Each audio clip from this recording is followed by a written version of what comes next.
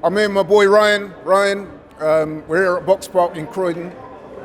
Arsenal won, Man City won. But I've got to be honest, man, the prevailing mood in this room at the moment is one of disappointment. Now, are you one of those, or are you one that maybe feels that, you know what, they'll take a point? How do you feel? Do you know what? I'm actually very disappointed. Probably more disappointed than anyone else. I know, I it's can not see a that on your face, surprise. But you know what it is? Like, and this is a good thing about this whole watch along, because I said it. Before this lineup come out, I was thinking 3-1. We play with the right system, you get me? We're going to do a thing. We're going to mash them up. We're at home, innit? But as soon as I see that lineup, I see Rice, Zubimendi and Marino. I was like, right, what's my man doing? We're yard. This is our yard. We're at home. You get me? And as soon as I see that, I'm like, man's trying to be negative. He's just, like, we should have gone at him. Like, how many games does it make him realise that we need to switch things up? Eze should have started this game. I wanted Eze number 10. Now, people have been getting at me a lot because I've been saying I want Eze over Odegaard. Odegaard wasn't even in the squad. That's right. You see what I'm saying? And it's like, wow, what excuse does my man have now? And it's like, to me, that is a look, listen, it's almost unforgivable. Seeing that lineup as a professional manager's put this up. He's put this lineup up against the manager he's learnt from, and he should be aiming to beat that manager. And I just feel like he didn't want to win today with that lineup. I feel like he's trying to implement this whole like Marino experiment. Well, that was something I was going to ask you. Yeah. So, you've seen that, I've seen that. Yeah. Pretty much everyone in this room, and this room was full today. Yeah. We don't agree with the manager's team selection, but I'm going to ask you what I've asked a couple of the other guys. Try to put yourself in Arteta's mind. What do you think he's seeing that we don't? Do you know what? Because he's tried this now 3 or 4 times. Do you know what? It's hard to say because, like, look, we're not professional managers. Most people here haven't played football. Well, some have, I guess. But like, there's things that training. You don't know. Maybe things aren't working in training. You don't know the whole You don't know the whole context of everything.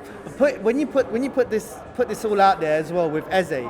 I don't like the way we signed Eze. I'm happy we signed Eze. I felt like the club didn't do everything they should have. He should never have been in Tottenham's hands initially. Now, that's the first thing to say. Secondly, I don't think it was Arteta that signed Eze. I think Berta, big up Berta for that. You know what? Yeah. I said something similar to you guys. Yeah. We were talking. Yeah. Was it you? No, I know a couple of men. I said that. Yeah. We were saying that the way Eze's been used, or the lack of how he's been used, might suggest that maybe Eze wasn't Arteta's first choice. Yep, and that's 100% believe that. Again, we don't know, we don't have the evidence of it, but we're seeing that. Look, when we're watching things, we've got enough to analyze a game, at least minimally. Say, look, this isn't working. We've known that with Martinelli before. The last 2 games, this isn't working. Like, I'm sorry, but we've seen this midfield trio is not working. We have a number 10. He's wearing a number 10. How long have we had a number 10? Like, we sold Smith Rowe. And even before that, who was it? Jack Wilshere, all of these players, Ozil, of course, can't forget Ozil. But I'm saying we got someone at number 10 that is worthy of wearing a number 10. And he's not put him there. Like, to me, that's scary. It's like, look, he went 3.5 years without a striker. For me, I have no trust in him after that. I'm sorry, we should never have done that. Yeah, but now he's continuing to show, my distrust. And the thing is, you could see all the time when we're going on an attack and you have Gyökeres, he's isolated, he's not getting the right ball. As soon as Eze Eze gave that to Martinelli, people are forgetting, look, the finish, can't take anything away from the finish because that made the whole goal, really. But that ball was key. And that's what you call creativity. And we have been lacking creativity. Why is my man not played? Why did he not start Eze? I could understand not starting Saka, just come back from an injury, rush back against Real Madrid as well, which wasn't right. But I understand the context of it. Good to have him off the bench when we need to change things, which was, to me, was self-inflicted, but we needed to bring him on. But the whole Eze thing was unforgivable. I'm sorry, I just feel like he likes Marino too much, but I don't know if Rice and Zubimendi as well. That partnership is, I've got to say, man, is not gelling yet. We'll give him a bit more time, but listen, the mere fact that Arteta, and Arteta is not a man given to making changes at half time. You see, when I see him do that, he knows that he effed up with that, man.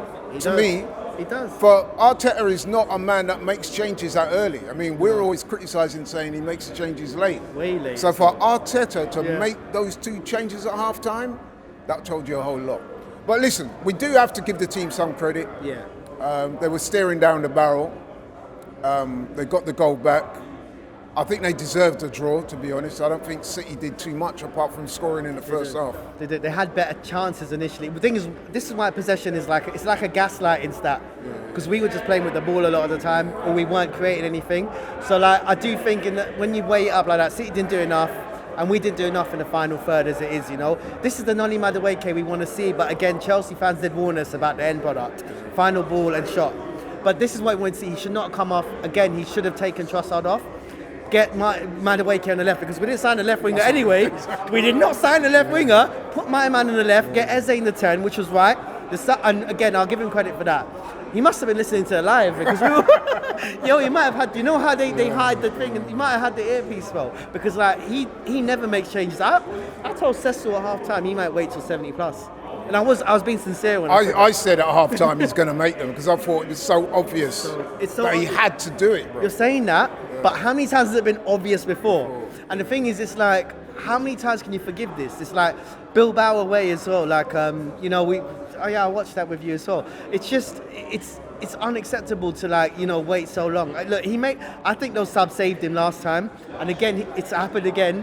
I don't know if this is going to keep happening, but if Martinelli's that guy to come off the bench, I'll take that. But for me, shout out to Martinelli, by the way. He's had a lot of stick.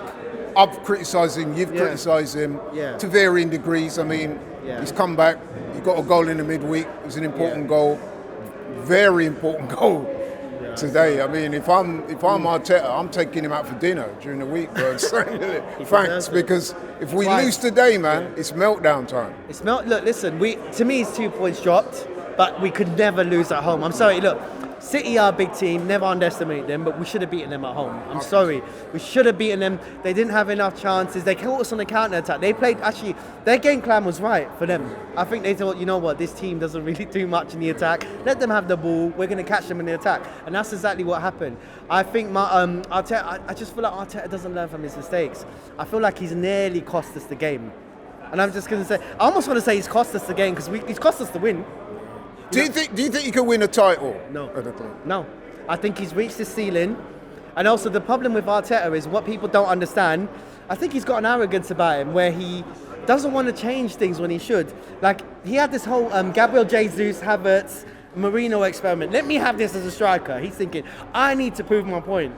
Look, we don't know what's going on behind closed doors, but I'm saying a professional football club of this stature, how dare it not have a striker for so long? We're talking about Pierre-Emerick Aubameyang, who got pushed out the club. Why? If he's pushed out the club, pull someone in. You get me? Like, you know what it is as well, Ryan? I think managers have a stubborn streak. I mean, you've seen it up the road in Manchester with Amorim. Yeah. He said the other day, his words, that even if the Pope sent him to change it, he's not going to change it. I'm like, bruh, come on now. Do you think it's a similar thing with our guy? I hear it. I do think Amorim at Sporting had some sort of credibility. Arteta at Manchester City didn't. He won the title with Victor Gyökeres. He built a team at Sporting. Remember, Benfica had been dominating that league, and he had Porto as well. So he had some credibility. Whilst his arrogance is not justified, it would be more justified than Arteta. Arteta's not won any, FA Cup with Emery's squad, cool. I don't want to discredit it, he still won it. But I'm just saying, Amorim has won titles. I know it's a Portuguese league, but what has Arteta won in that? He's not had that manager. This is his first management job. And I'm sorry, no one gets this long. No one gets this long, and I feel like he's got too much control. Look, I am Arteta out. I'm not going to hide that out. You don't say. But look, let me just put this into context. Sure. I'm Arteta out, but I want to be proven wrong. Yeah. When he made those subs, I'd rather you lot all laugh at me. I'm like, cool, laugh at me, because he made those subs. I didn't believe he would. I want us to win the title and everyone could laugh at me, drag me. I don't care if I get dragged universally online. I want to see us win a league title. I know you do. I know you. I've known you a long time. You go home and away. Okay, you didn't go away home today, but you go to a lot of the games. You're a bona fide Arsenal fan. You know your football. So listen, your opinion is welcome, bro. What I would say is there is a game on Wednesday, and to me, I'm saying this is another must-win game, bro. Yeah. Port Vale in the Carabao Cup, because listen, the league at the moment we're 5 points behind. Yeah. Arteta's got to win something. Some people might say the Carabao Cup is not enough. I don't know about you. You'll let me know in a second. But to me, this is another must-win game. And the game against Newcastle next Sunday. For me, I'm glad you asked that question. Carabao Cup and FA Cup now to a degree because it's lost a bit of stature. It used to be a proper British thing. It's not really a thing now. We should win these cups, but they should complement a Champions League or Premier League. I'm sorry, but if he's had this long, he has to win one of those. So you don't think the Carabao Cup or domestic trophies are going to be enough? I want him to go for these domestic trophies, but I want him, if we don't get them and we get the bigger ones, cool. But at the same time, I want to win everything, obviously. Sure. But we need those to complement. He should still not. He should go to Port Vale, rest the players necessary. I won't be making that game as well. I've got work, man. But, well, you got to get your money. Yeah, that's it. I've got to get some money to pay for these tickets and get, the travel. Man drives everywhere. Hey, listen, man, it's expensive. No, bro. it's expensive, but yeah, it's so expensive, and that's why I'm getting frustrated. I shouldn't be driving up to Liverpool and watching performances like that. I'm actually partially. I didn't get my ticket today. I'm partially happy I didn't watch that in Emirates. It wasn't a very good game. That was horrific. Look, coming here is long. I'm in North Londoner, but listen, but I'd rather that than like the. I must admit, me too. Driving over to here, bro, Croydon, deep South London is like. But hey, it's a labour of love. But listen, man, respect. GFN Soccer TV with all your favourite shows in one place is now live in the UK with Samsung TV Plus.